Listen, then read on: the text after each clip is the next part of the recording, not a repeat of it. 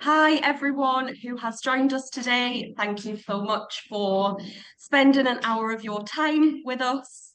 We're really excited to bring you all of the insights from our 2024 analysis of happiness and engagement. So, without further ado, I will introduce myself. So, I am Sophie Brannigan.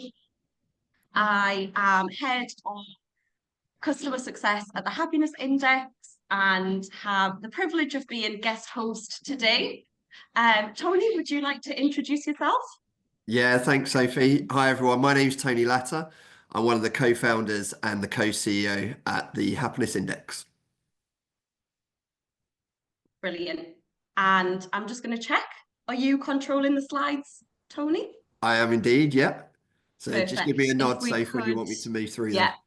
love that. I always think back to Chris Whitty. Next slide, Uh, please. Blast from the past. So, brilliant. So, as I say, we've got a jam-packed session for you today. In terms of what you can expect, we're going to do a very brief scene set of who the Happiness Index are, offering, what state that we're bringing for you today. Um,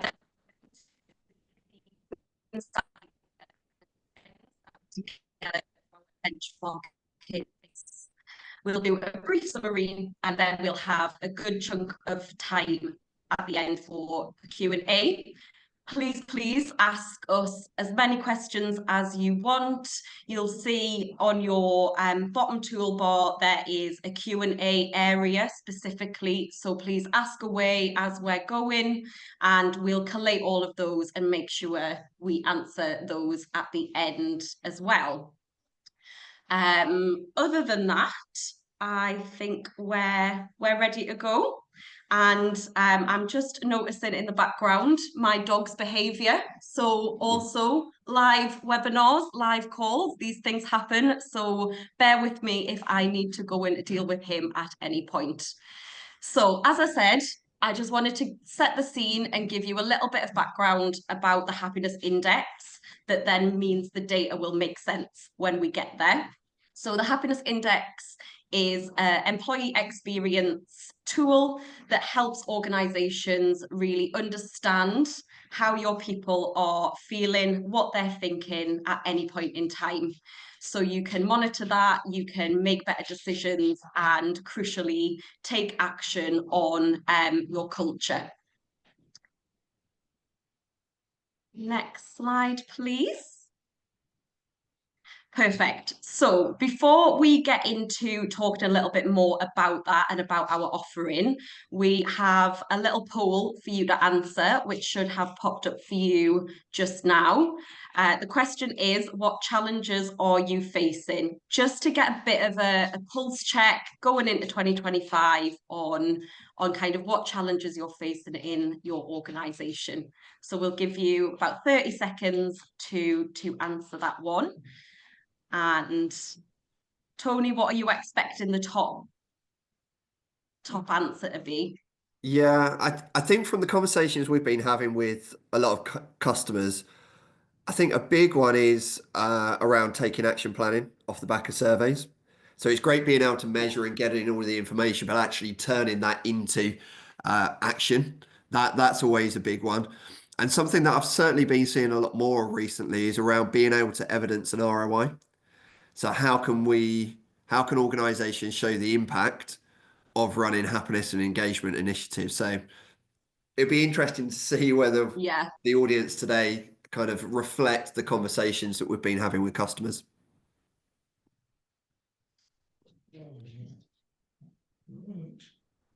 And results are in. Let's have a quick scan. Interesting. So 44% voting for getting buy-in from leaders and managers, and then a pretty strong Yeah. split between taking action and actually collecting the feedback.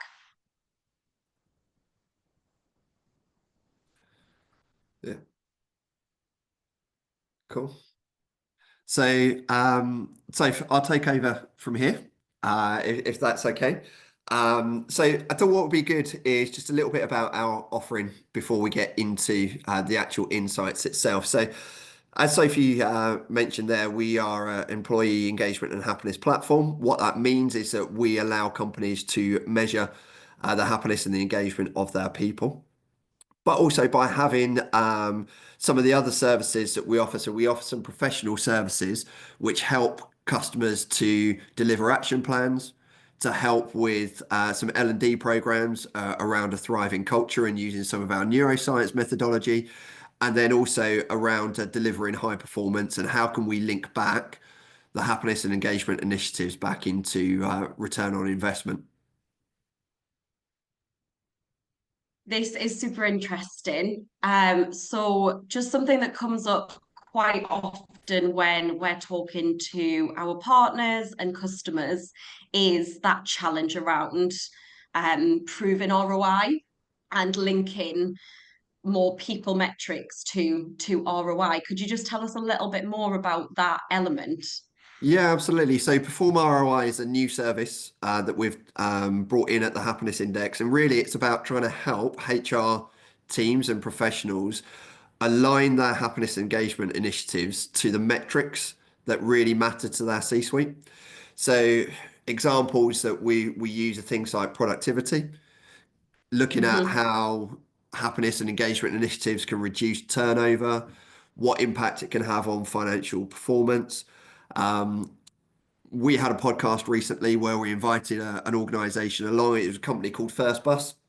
And one of the people who was on that podcast, they said that they were able to look at all of their engagement initiatives that they had been running. Then they were able to then start seeing what impact that had on their employee turnover. They were able to reduce that quite significantly, which saved them millions of pounds every year. So by being able to Wow. look at some of the different ways and kind of help to take I guess sometimes happiness engagement initiatives can be seen very much as a people thing or a HR initiative, but Yeah. actually it has such wide impacting implications across all of the business that actually one of the things that we really work with our customers on is how do we elevate this across the business? How do we elevate it so it's not seen as, oh, it's just a staff survey, it's actually having a significant impact on things like productivity, financial performance, etc. And just trying to get it into a bit more of a language that the people within the C-suite and the board can recognize and understand. Makes sense. Cool. Thank you.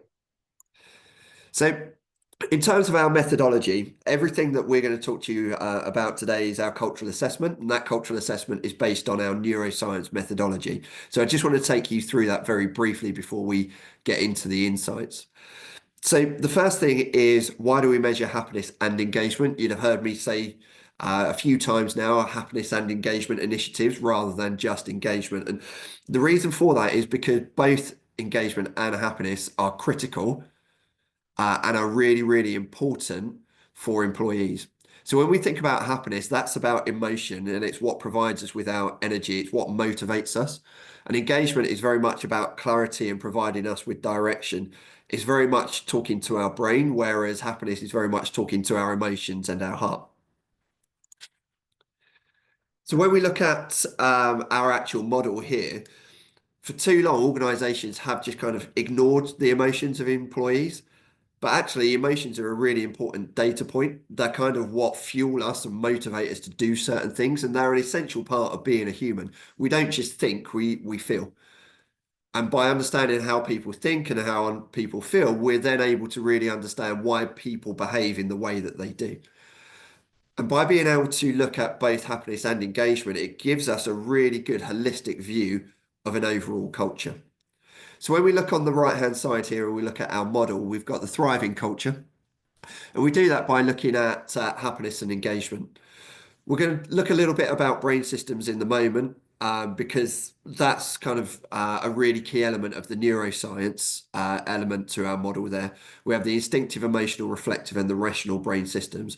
And each of those brain systems then has two underlying themes that sit alongside them.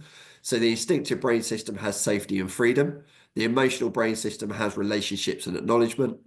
The reflective brain system, that has meaning and purpose and personal growth. And then the rational brain system is related to clarity and enablement. And as we go through the analysis today, you'll hear us talking about these terms, and we'll break them down into a little bit more information for you as we go through. But when we start looking at the brain systems and actually kind of like trying to bring a bit more of the neuroscience and bring this all to life. So what we have is we have the instinctive brain system. So that sits within the basal region of the brain. And what that does is it's what provides us with our immediate reaction to something. So if you know, like when you just react to something and you don't really know why you've done it or where that's come from, that's the instinctive brain system kicking into gear. So that's very much around survive and thrive. So survival is about safety, and then thriving is about freedom. So that's what we look at in that area there. And then we look at the emotional brain system that sits within the limbic region. That's very much about our reaction to other people around us, kind of very much looking at the relationships that we have with people. Often it's about why we attach ourselves to people or to a particular cause, something that kind of some people might say like it speaks to our heart. It's kind of that's the brain system that kicks into gear there. Then you've got the reflective brain system. So that sits in the prefrontal cortex. So that's very much about our ability to step back, look at a much bigger picture. So when we're looking at around the world of work, when we think about things like planning and strategy, that's very much about the reflective brain system, being able to kind of take that step back, see what the bigger picture is, and then start planning and executing our plans. Then you get into the rational brain system. So sits within the cortex region of the brain. And this is very much about what we would call kind of like the rules. So it's about having clarity. It's about having understanding. What do I need to do? When do I need to do it by? And then being able to go and deliver those particular action plans. So now we're going to look at the cultural assessment insights for 2024. Just before that, Tony, there Yes. is one more poll. So you'll have that on your screen at the minute. We'll give you 30 seconds to read that one. So, Sophie, you asked me a question last time the poll was up. I'm going to ask you for your view now on this. Kind of when you're speaking to customers and what you're seeing within our data, what are you seeing? Are people more, less engaged, etc.?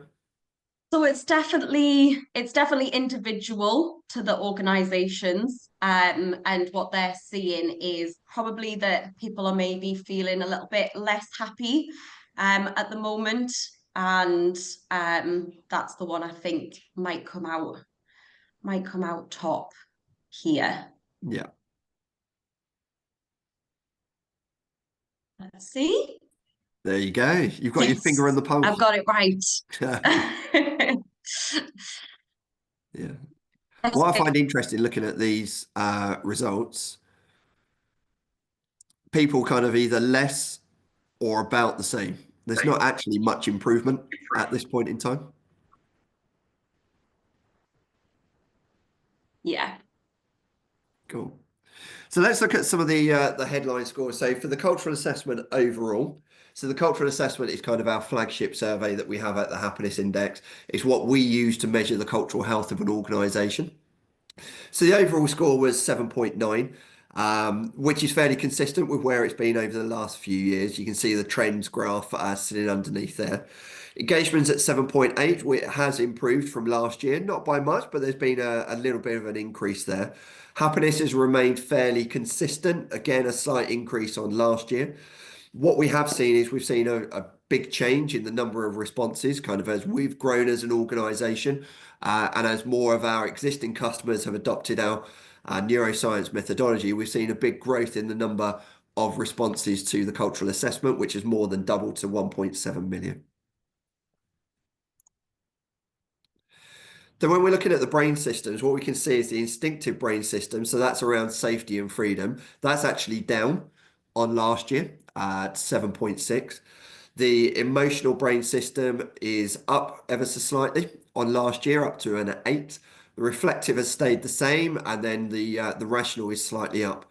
So although when we were looking at the poll earlier on, so if we're kind of we're feeling like based on this audience, maybe people are a bit less happy, a bit less engaged, or maybe kind of the same.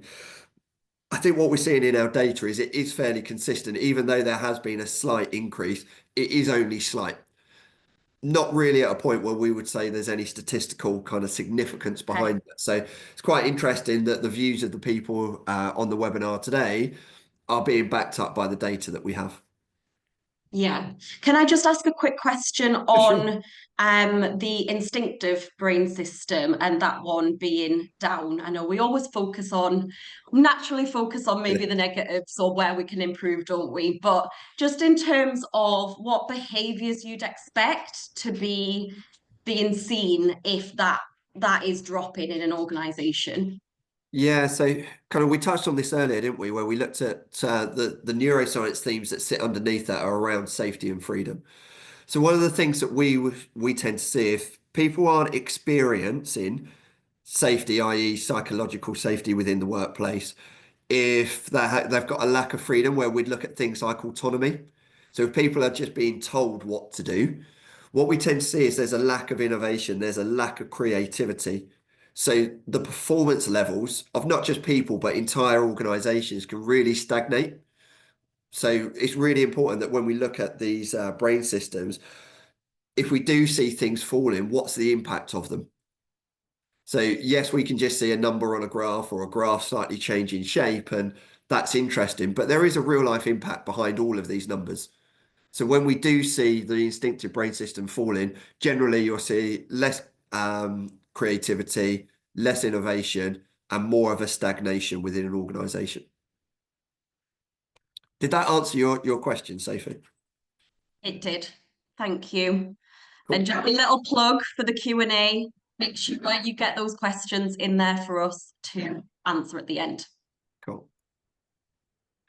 So when we start analyzing and looking at the neuroscience themes, relationships is a consistently high scoring theme, although it is declining year on year, not significantly, 8.5 down to 8.4, down to 8.3. 8.3 out of 10 is still a really strong score. So relationships are something that really does kind of bring out the best within people. That's where we're looking at things like energetic connections, team dynamics, those sorts of things that we see there. We see personal growth is consistently the lowest scoring. So that'll be things like career progression, development of people. We also look at things like acknowledgement. That's slightly improved. Kind of that's probably had one of the biggest jumps that we've seen over the year, 7.3 jumping up to 7.6. And enablement was also another big mover as well. So when we looked at enablement last year, it was probably around the fifth highest ranked theme. Now it's up to the second highest ranked theme. So there's been a big shift in enablement within organizations. Tony, can I just throw you a little question on Yeah, of that if course. we go back to that slide? That is very interesting because in the past, and I work with individual customers, so I'm thinking just instinctively, let's Yeah. say, that has always been a struggling area or something that I've seen be a lower scoring area for people. Do you think the introduction of AI into a lot of systems and tech solutions is maybe helping in that area? Yeah, absolutely. Yeah. And it's a really good point. So I'll talk a bit about what we do here at the Happiness Index and how we use AI to do that. But yes, it has absolutely helped with enablement. The way that we use AI at the Happiness Index is um, it's another tool, it's a resource that we can use. It can help us. And how do we maximize the use of that? So things like um, rather than having to go and research or relying on kind of experience and knowledge, we use Gemini, which is the Google AI. And we've trained our people on this. We've made sure that they understand what are the kind of the do's and don'ts.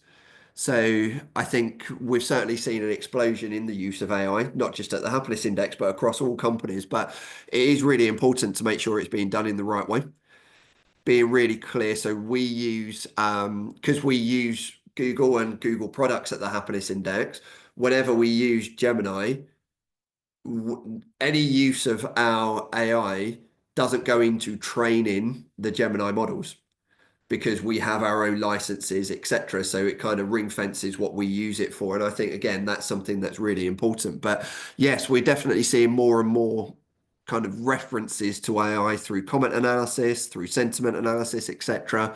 And it is absolutely having a positive impact on enablement for people. Love that.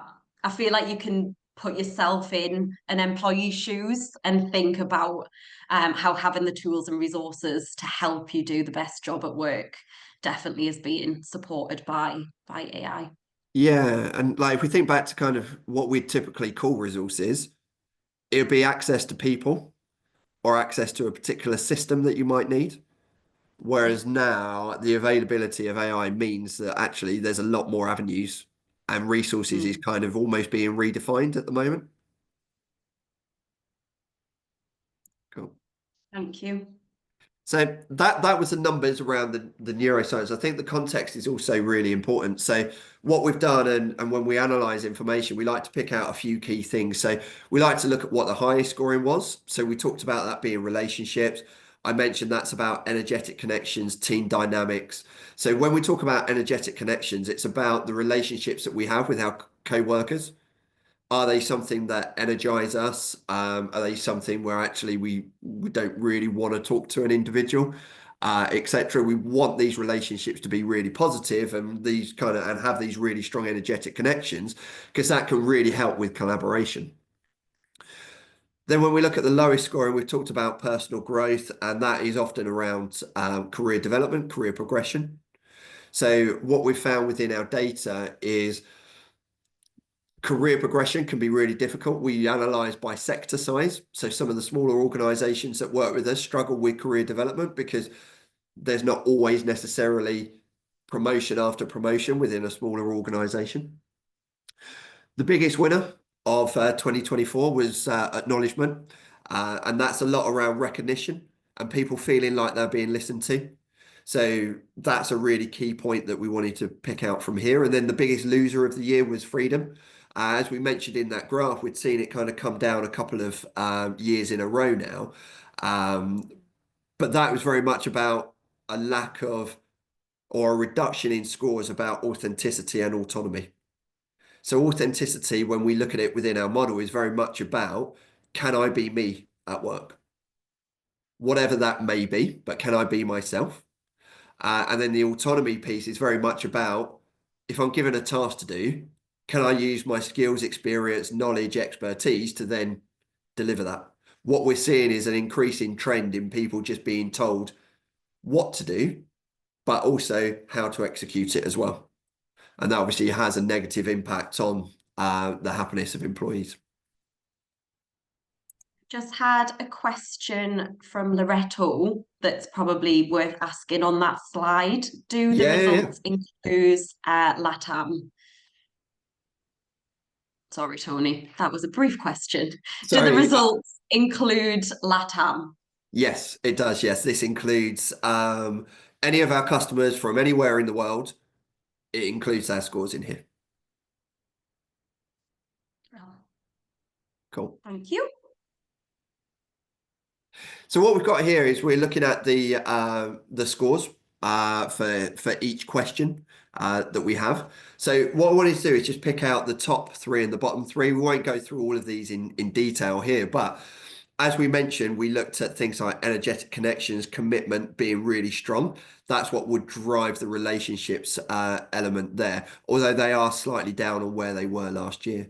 Clarity around job requirements, that's something that's consistently scored well. So, i.e., employees knowing what they need to do within their roles. When it comes to the bottom three, things like people feeling listened to, yes, that's up 2.8% up to a 7.4, but it is still one of the lowest scoring that we see. Development opportunities, as we've spoken about, and again about career progression. So as we get a little bit later on into this session, we'll have a little bit more of some of the practical tips that organizations could look at there. So now we're going to look at employee net promoter score, which is a question that we use at the happiness index, and we use it as a kind of almost like a pseudo engagement question.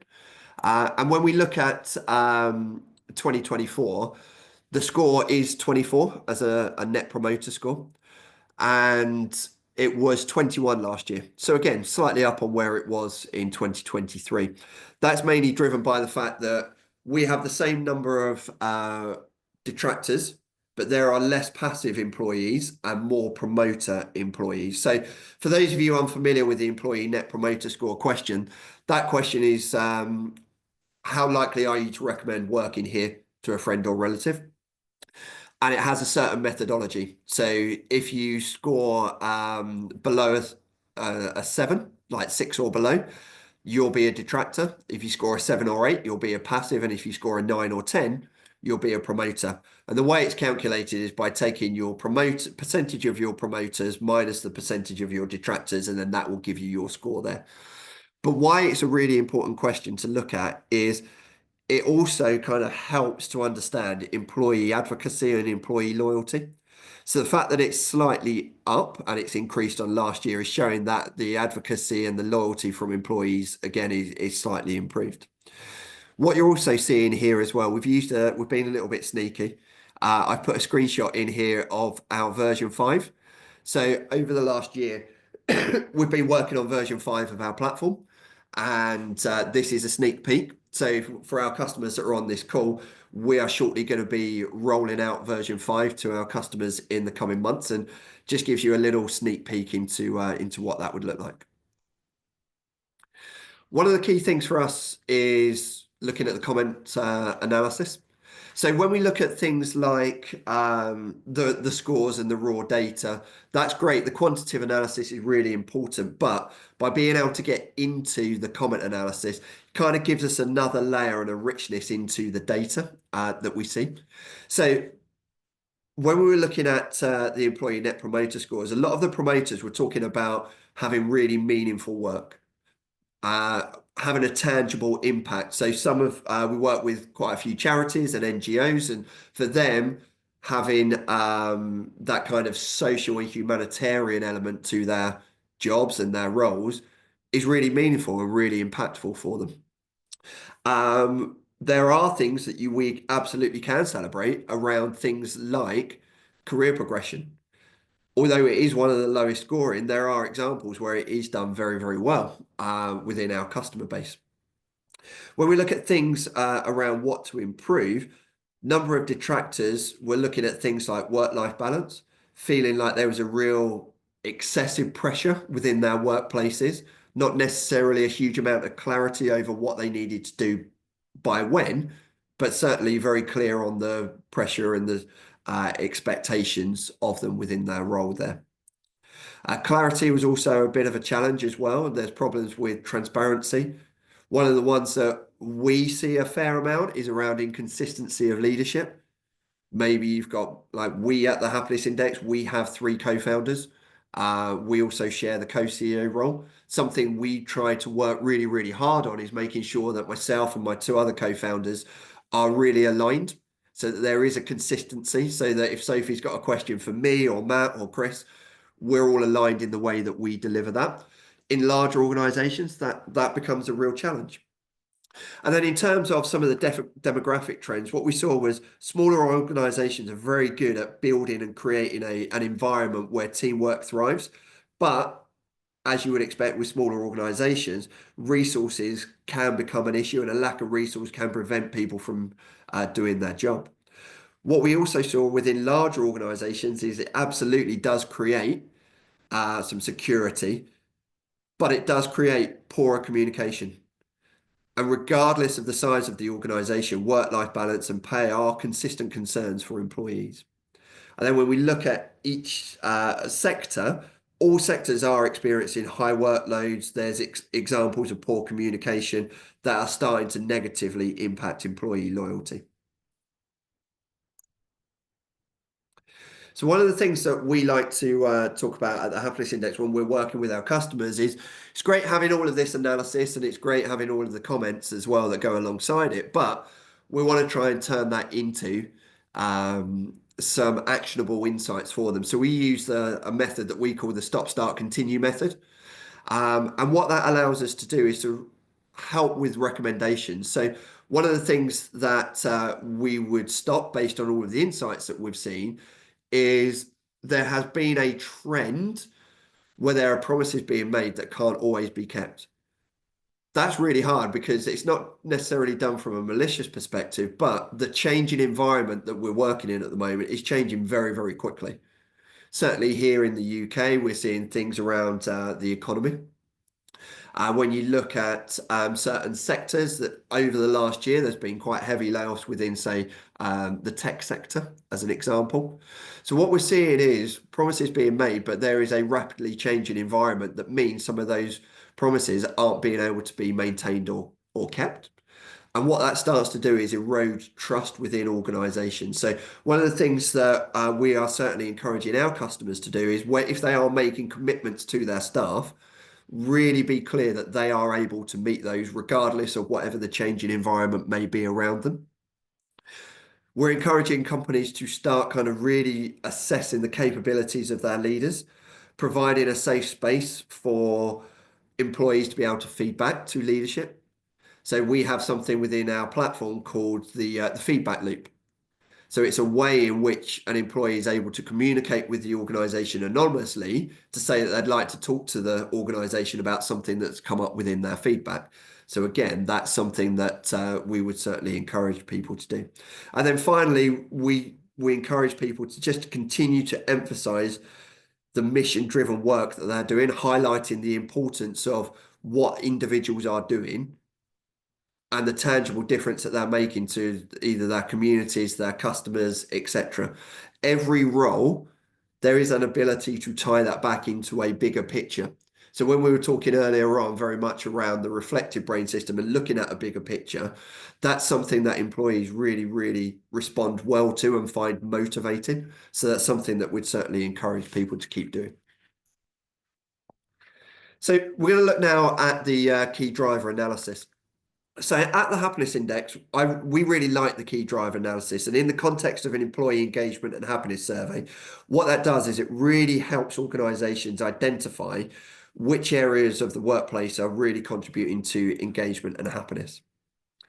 So if we're looking specifically at happiness based on the 2024 insights, organizations should really be focusing on ensuring that people are feeling inspired. So again, coming back to that meaning and purpose element that we were talking about, trying to connect the role of an individual to the success of the organization, making those people feel valued, being kept informed, also really feeling like you're being listened to.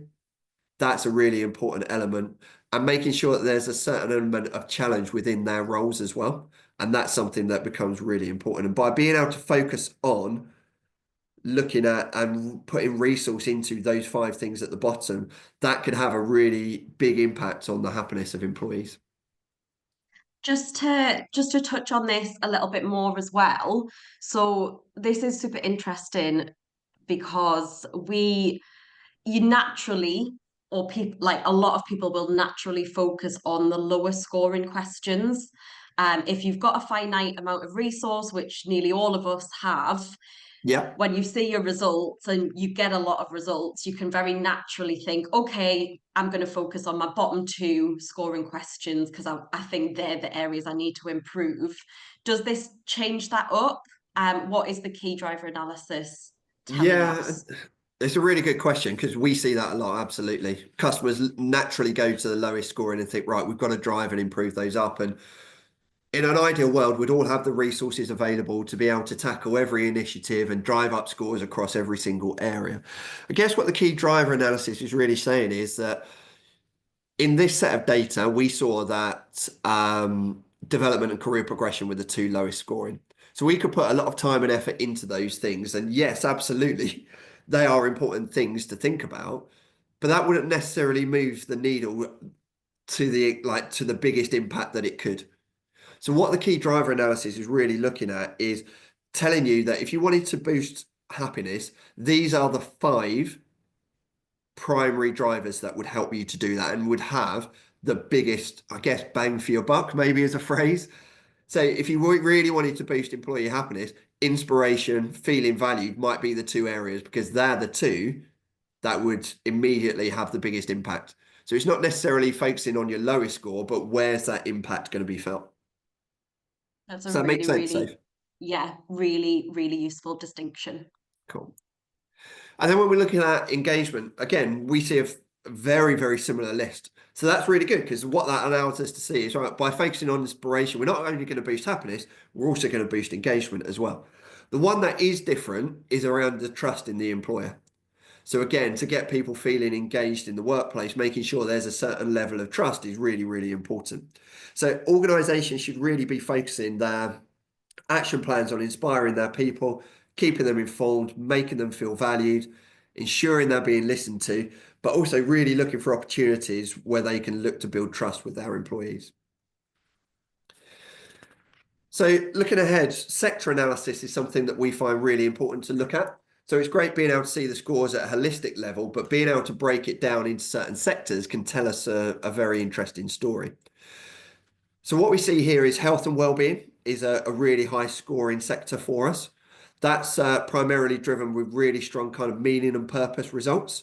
Whereas when you get into things like logistics, that's one of our lower scoring areas, and that's primarily because of poor acknowledgement within that. So people not necessarily feeling like they're being listened to, people not feeling that they're being recognised for the work that they do there.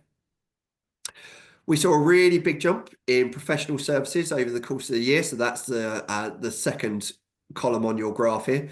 Went from 7.7 to 8.3. That was predominantly because of better work-life balance. So organisations that worked with us, I know that's something that I've been working on a lot, but also inspiration was something that we've seen increase a lot within professional services. One of the biggest declining was science and technology. So I very briefly mentioned a moment ago, looking at, for example, the tech sector has had a huge amount of layoffs over the last year across the world, not in any specific region, but generally across the world. So what that's seen is that's seen a real pressure.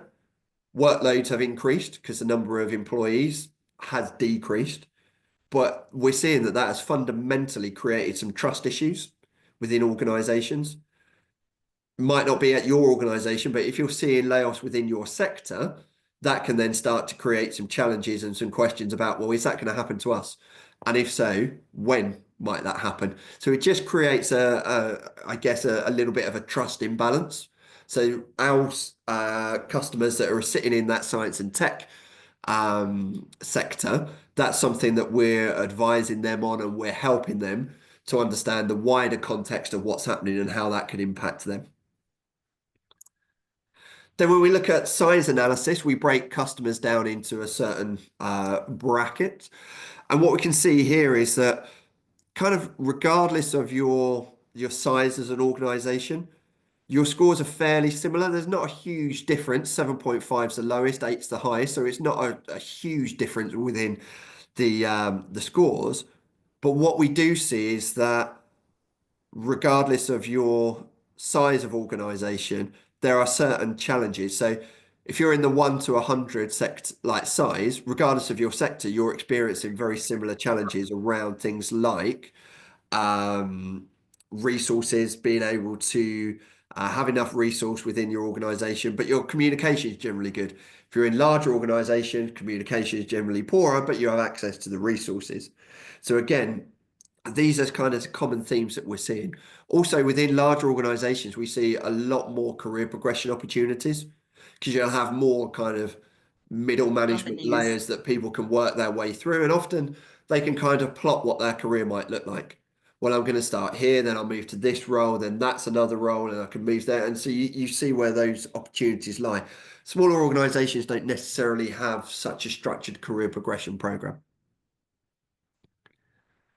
So, as I mentioned earlier, comment analysis is something that we really enjoy looking at because it gives us kind of the depth of the information, really helps us understand why people are scoring in the way that they do. So how we've broken this down is we've looked at this from a brain system perspective. So first up, we've got the instinctive brain system. So this is very much what we saw here is employees valuing the work-life balance, the freedom that that brings, having the flexibility, all of that leading to a greater job satisfaction. What we have seen as well is employees not necessarily feeling trusted, an element of insecurity. Maybe that's down to poor communication, a lack of consultation in decision making. The physical environment, I think, is also something that's quite interesting that we've seen a lot, where maybe people have changed the way in which they work, the structure of their offices. If you've got a hybrid working environment, does everybody have the same size office as they previously had, etc.? So these are the types of things that we're seeing coming through in these comments. What we see in terms of the demographics, again, smaller organizations, more personal touch from managers because you're working in a smaller team, maybe closer, a nice safe environment being created, but you're struggling with trust and communication in larger organizations. When we come to things like looking at the sectors, what we see is the financial services, professional services, really high workloads, really high pressure. That's having quite a big impact on work-life balance. So in terms of the stop, start, continue, so when we're looking at the instinctive brain system and all of the analysis that we've got here, what we'd really recommend is that stop mandating kind of what employees were calling unnecessary office days. I think today just saw Lord Sugar has was on the BBC website saying that people need to get back into work. You have other kind of key figures around business saying that everybody needs to get back into the office. My personal view is that actually what's right for your business and what are you used to working and what setup do you have? That's really, really important. I don't see that people need to be back in the office just because they're going to be back in an office. So what's really important is making sure that if you are encouraging people back into the office, whether that's for an office day, 2, 3 days a week, whatever the makeup of your working environment looks like, it's about being really clear to people about what is it that you want them to do when they are there. What's the purpose of those days? Also thinking about the space that you have as well for those people. Have you downsized and now you're asking people to come back, but there's not enough space for everybody? That's a common challenge that we're starting to see. In terms of what we'd recommend people start, we'd certainly start looking at how do you prioritize transparent communication across your leadership. And then finally, we're looking at what to continue. Where possible, supporting flexible working arrangements has become a really, really important element to employees. That really helps with employee morale and work-life balance. So we'd certainly look at how could you continue to support those flexible arrangements.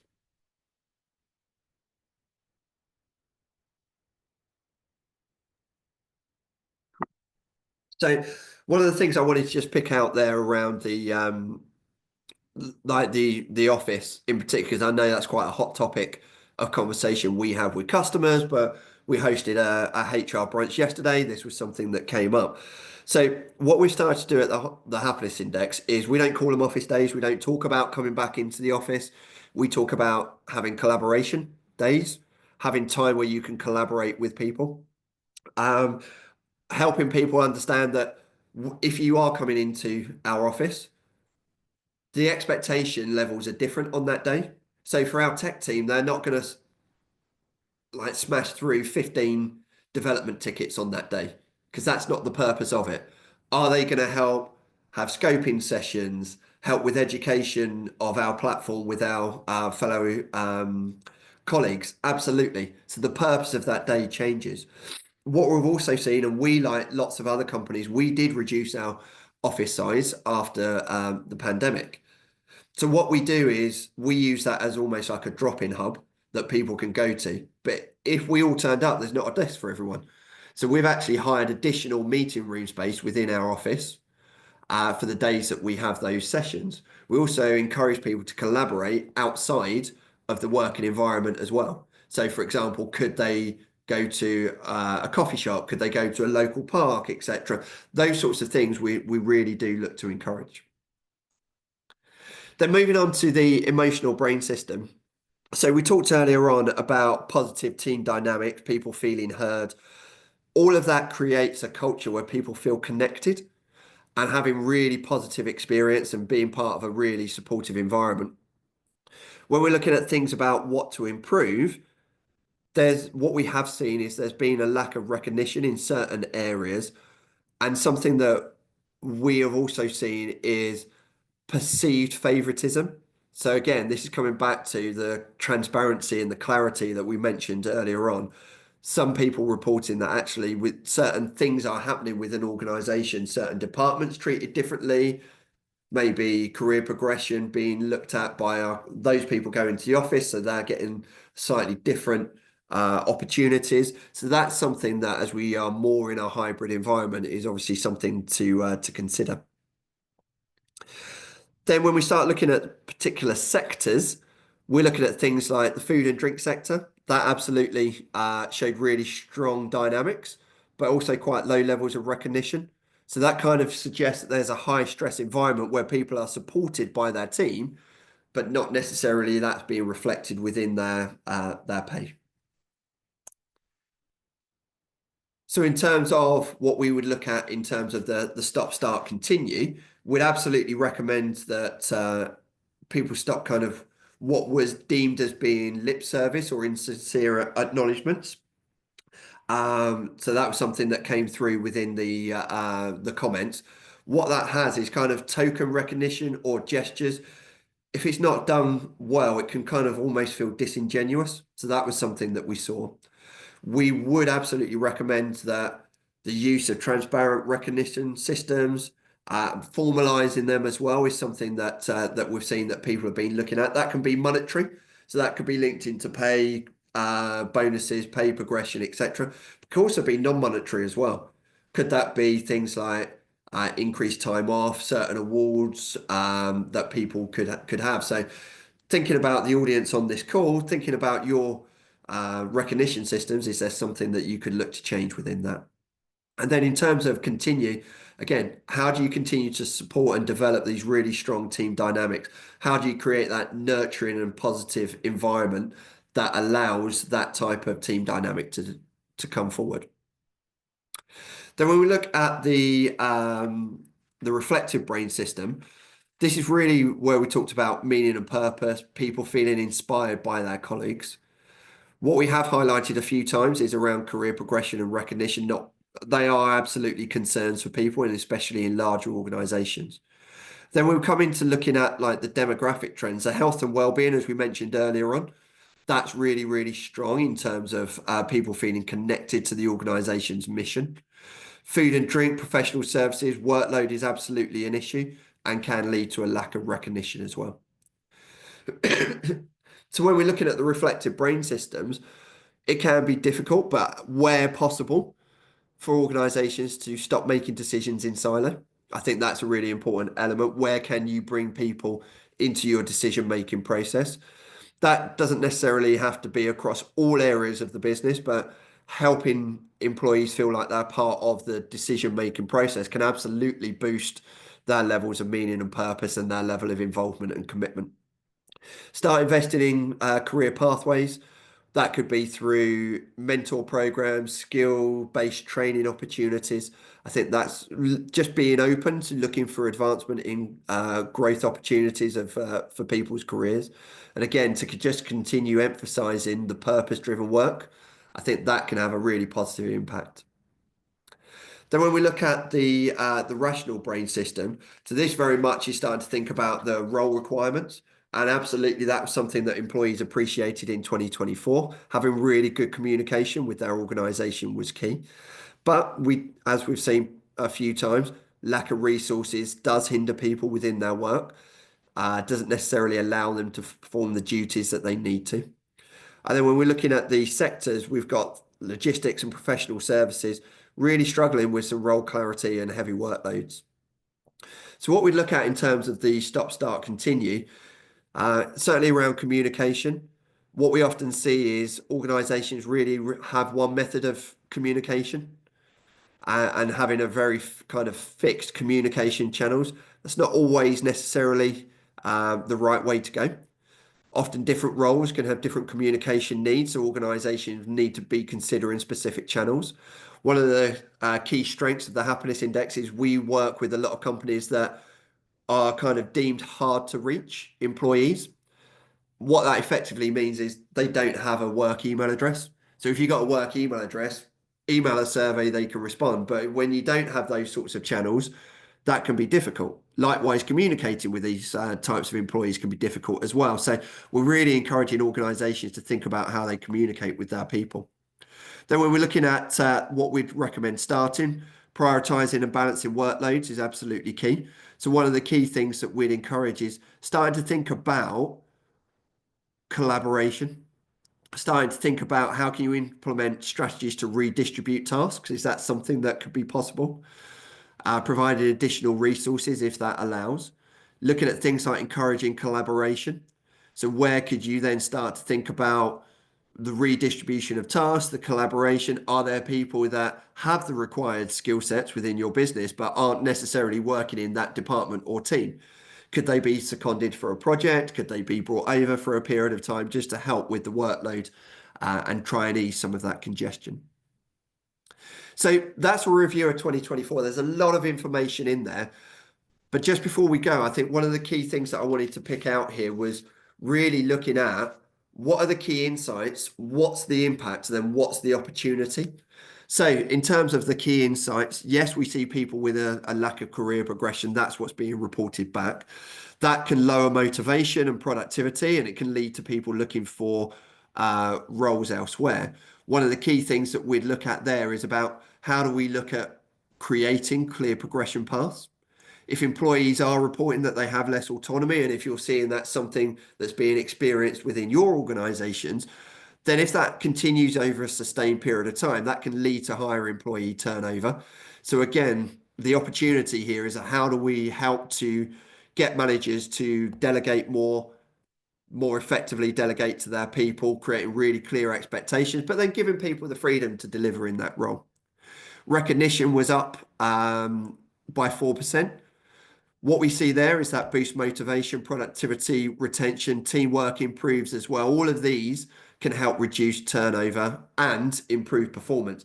So organizations should focus on how can they regularly provide feedback opportunities and encourage some peer-to-peer appreciation and celebrating successes. And then finally, it's about the employees reported a big jump in being able to manage their workload, although workloads were still very heavy. What we see there is if people are able to manage their workloads, it creates a better work-life balance for them. So where possible, how can those conversations be had with employees to encourage conversations around workload? What support can be offered to them as well? So I know that was a lot, and we've got a little bit of time now where we've got some questions. So far, I'll hand back to you. Thank you so much, Tony. So much packed into there. And I saw a question come up of which are we sharing the slides? Yes, we are. Yep. So you'll be able to digest that and reflect on it in your own time as well. We have had a few questions in the chat, so I'll get into those. A couple of people asked about the data that sits behind these results. So can you tell us how many people, how many companies are included in the analysis? Yeah, absolutely. So we've got I'm just getting my calculator out here to do the maths on it. So it's around 1.7 million individual questions answered, which is about 100,000 people. And then in terms of companies, it's around 250 companies. Perfect. Thank you. We can add that probably to the slides as well, so everyone's got that information. Just had Yep. a question from Natalie as well. Thank you, Natalie. Do the results of your survey align or not with the Gallup 2024 State of the Global Workforce report? So I think in terms of there are certain elements that do. And when we looked at our cultural assessment, one of the things that we looked at was across the Gallup 12 questions. Personally, a lot of the things that are covered in the Gallup 12 questions, we ask questions on similar topics, but we do it in a slightly different way. I think there are absolutely some similarities in there. I think that people are experiencing heavy workloads. I think that people are experiencing some real challenges around resourcing within organizations. So yes, I do think that there are some similarities, but we're not necessarily asking exactly the same types of questions to get the same underlying data. But I think holistically, there are some themes that do translate between the two. Thank you. Let me just look at my little question log. Ooh, something about key driver came up. So remember back to our key Yeah. driver section. Do we see any differences between men and women when it comes to those key drivers? So when we analyze the information, Um, that's not something that we don't collect that information around whether it's female or male. That may be something that the individual organizations look at. So when we look holistically at all of our data, that's not necessarily a big something we get into. So I'm talking more about what we see within customer data now rather than what we've seen in our study here. We do see that there is a slight difference in how men and women do score. What we tend to see is relationships can be a kind of a higher scoring area for females compared to males. But what we've tried to do within our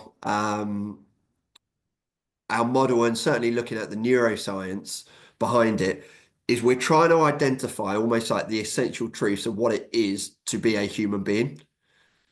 And there are naturally differences between males, females. There's differences between people's age. There's differences between people's backgrounds. We are all unique individuals, but there are certain elements that we kind of call kind of like the truths of being a human. We all want safety. We all want freedom so that we can thrive. So yes, there are some subtle, slight females may score slightly higher within our customers compared in one area compared to another. It's not necessarily significant that I would kind of say, this is definitely the thing that females vary compared to men. Likewise, I wouldn't necessarily say that older people are less, I guess, less demanding or less wanting of career development opportunities versus younger employees. Sometimes there's this idea that as you're growing into your careers, you want more career progression opportunities. Actually, we all want growth within our roles and within ourselves because that's part of what it is to be a human. Brilliant. Think we've got time. Can we squeeze one more question in? Yep, I'll be tight on my answer for this one because I know we are tight on time, but let's try and get one more in. So at the very top of the shop, we had a question about the basal brain area. So that question asked, are people's reactions to lack of security, lack of freedom, uncertainty based on their basal response or that instinctive response that's linked to that brain area? Yes, it is. And this comes up a fair amount where people say, well, if it's linked into their kind of like their instinctive response, how much can we influence that? But as an organization, you absolutely can influence people's view of psychological safety. So one of the things that we have at the Happiness Index is when people come and join us, we have quite an open culture. And they almost have got to kind of unlearn some of the things that people have learned in previous employments because we don't work like lots of other companies. And over time, we can absolutely influence people around how safe they feel at work and their instinctive reaction to things. So sometimes it's about the learnt behaviors that we have. And as organizations, we can absolutely influence people's instinctive reactions by creating some really positive experiences for them. Amazing. Let's leave it there. I think we've got one more question. We'll make sure we get an answer to you over email to that person. Thank you. Just thank you again, Tony. That was ridiculously insightful, so much food for thought, and I hope everyone got something to take away to their day-to-day. Yeah. Brilliant. Thanks, Sophie. Thanks, everyone. Thank you, everyone.